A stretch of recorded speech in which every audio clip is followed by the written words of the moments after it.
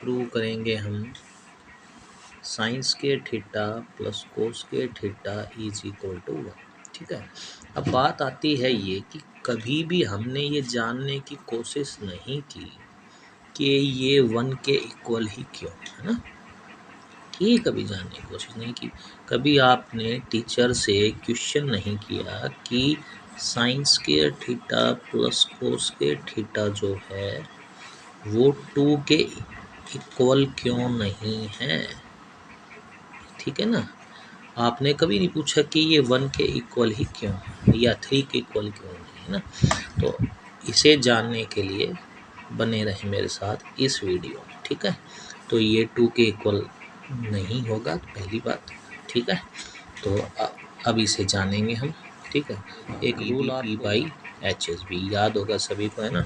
याद कैसे तो करते थे, अब तो देखिए मेरा याद करने का जो इसका जो कि मेथड है वो ये है, पाकिस्तान भूखा प्यासा हिंदुस्तान हरा भरा है ना। तो पी से आपको पता ही है क्या है ना, पी इट मीन्स तो परपेंडिकुलर। आपको पता है कि ट्रिग्नोमेट्री में विदाउट राइट एंगल तो ट्राइंगल इनका कोई अस्तित्व ही नहीं है ना, हम लोग ये जानते हैं। थीटा जो हैं आपको पता होना चाहिए ये कि ये एक एक्यूट एंगल होता है लेस देन 90 है ना, ये लेस देन 90। तो ये सी पे लेस देन 90 है, ए पे लेस देन 90 है ना, सभी जानते हैं। और बी पे कितने का है, 90 डिग्री का है। ठीक है, अच्छा इसके बाद अब पी से क्या है तो परपेंडिकुलर, तो हम जानते हैं कि भाई एक्यूट एंगल के सामने वाली साइड क्या है, परपेंडिकुलर है ना। और 90 डिग्री के सामने वाली क्या है, बोलते रहे साथ साथ, हाइपोटेन्यूज। और जो थर्ड साइड तो बच गई वो है आपकी बेस है ना। इसे प्रूव करने के लिए ये जो है साइंस के थीटा प्लस कोस के थीटा इज इक्वल टू 1, हम यहाँ राइट एंगल ट्राइंगल का यूज़ करेंगे। और क्यों करेंगे, क्योंकि हमें यह प्रूव करने के लिए जो रूल है ट्रिग्नोमेट्री का, ट्रिग्नोमेट्री रेशियो वाला जो कि पोर्शन है उसका इस्तेमाल करेंगे। ठीक है, तो अभी हम क्या करेंगे, साइड ए लेट कर लेते हैं अभी हम है ना। तो ये ए लेट कर लिया मैंने, ये बी लेट कर ली साइड, और ये वाली थर्ड साइड सी। किसे भी आप कोई भी लेट कर सकते हैं। और वी नो दैट, हम जानते हैं। अब तो देखो इसे प्रूव करने के लिए या कोई भी इस टाइप की जो आपकी NCERT में 10th में जो कि 8.4 है उसमें कोई भी फॉर्मूला या कोई भी तो प्रॉपर्टी जो है तो प्रूव करने के लिए आपको इस राइट एंगल ट्राइंगल का यूज़ करना ही पड़ेगा। ठीक है, तो कैसे करेंगे भाई, we know that in triangle ABC। ठीक है, क्या जानते हैं भाई हम, ठीक है, कि जो कि जो पाइथागोरस रूल है तो जानते हैं क्या होगा, तो क्या इसका स्क्वायर है ना। It means in a triangle ABC AC square is equal to BC square plus AB square. AC क्या है भाई आपका A स्क्वायर है, BC आपका B है और AB आपका C है। ठीक है, ओके। इसके बाद करेंगे क्या हम, ये आपकी फर्स्ट इक्वेशन हो गई। इसके बाद करेंगे क्या, इसका इस्तेमाल हमें करना है जो प्रूव करना है। अब ये बात ध्यान आपको रहे, जो प्रूव करना होता है वही हमें रास्ता दिखाता है। तो उसमें हम लेफ्ट हैंड साइड लेंगे।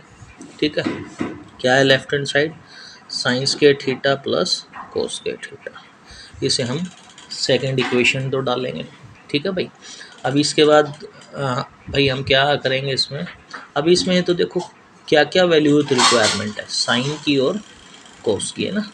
तो साइन आपको पता है ना, जो कि ये तो टिक्नोमेट्री तो रेशियो का रूल था, P by H H B.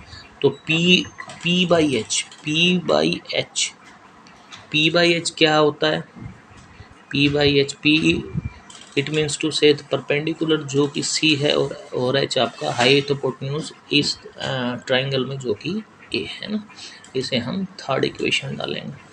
अब और है ना किसकी वैल्यू तो चाहिए हमें, कोस की। तो कोस के लिए क्या वैल्यू बनेगी, नेक्स्ट वैल्यू कोस की बनती है ना बी बाई एच है ना, सभी को पता है।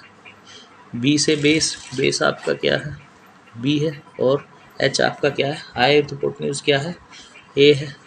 ठीक है, ये आपकी फोर्थ इक्वेशन हो गई।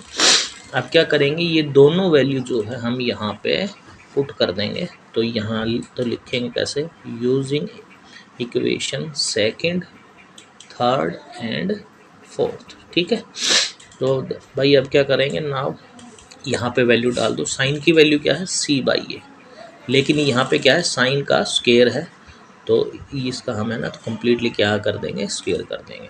अब इसके बाद क्या है, कोस की वैल्यू है बी बाई ए, लेकिन यहाँ पे तो स्क्वायर है, तो बी बाई ए का क्या कर देंगे, हम स्क्वायर कर देंगे। अब हम जानते हैं ये बात कि दोनों का ही तो स्क्वायर है ना, रेशियो में है तो वैल्यू, तो फिर क्या तो लिखेंगे C square by A square, और इसको हम लिख सकते हैं B square by A square ना। अब क्या करना है, इस सिचुएशन पे आने के बाद हम हमेशा लेंगे एलसीएम, है ना।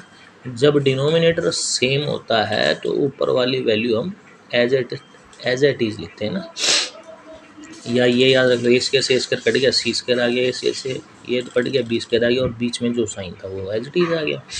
अब यहाँ पे जो हमने ट्रिग्नोमेट्री की, जो हमने यहाँ पे रेशियो से पाइथागोरस का रूल इस्तेमाल करके जो हमने फर्स्ट इक्वेशन बनाई थी वो यहाँ लास्ट में यूज होगी, तो ये बात ध्यान रहे। ठीक है, तो हम है ना करेंगे क्या, यहाँ पे फर्स्ट इक्वेशन का देख इस्तेमाल करेंगे, तो लिखेंगे यूजिंग इक्वेशन फर्स्ट, है ना, बी स्क्वायर प्लस सी स्क्वायर बोल लो, चाहे सी स्क्वायर प्लस बी स्क्वायर बोल लो, बात तो एक ही है ना सब में। तो अब यहाँ पे देखो क्या है, बी स्क्वायर प्लस सी स्क्वायर, तो किसके इक्वल है, ए स्क्वायर के ना। तो यहाँ पे देखो बी स्क्वायर प्लस सी का तो स्क्वायर के प्लेस पे हम तो यहाँ पे लिख देंगे ए भाई ए स्क्वायर, और तो नीचे भी क्या है ए स्क्वायर, ये यहाँ पे तो कट गया, तो क्या आ गया 1। और हमें क्या प्रूव करना था, ध्यान से देखो, sine square theta plus cos square theta is equal to 1। तो क्या लिख देंगे भाई हम, left hand side is equal to right hand side, और यही हमें प्रूव करना था।